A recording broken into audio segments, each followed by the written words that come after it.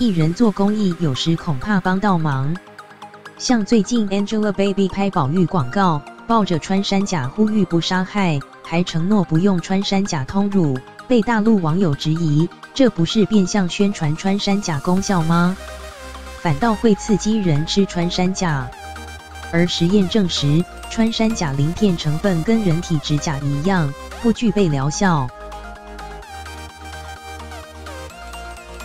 Angelababy 保育广告，经过妈妈的孕育和保护，小穿山甲才能长大，抱着可爱的穿山甲宝宝。艺人 Angelababy 替国际动物救援组织拍慈善广告。Angelababy 保育广告，但过去10年，有近100万只穿山甲遭到杀害。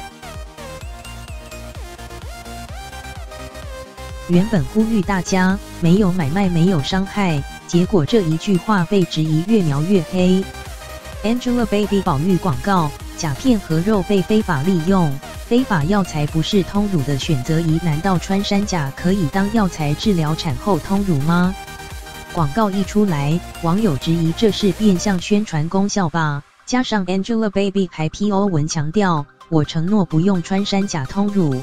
网友留言不说还不知道这神奇功用，现在好啦，全世界都找穿山甲来吃了，恐怕要灭种了。穿山甲的鳞片过去被认为有疏通气血等功效，被大批捕杀走私濒临绝种。但事实上，鳞片成分被证实跟人体手指甲一样，没什么神奇药效。Angelababy 保育广告，让每一只穿山甲宝宝在妈妈身边平安长大。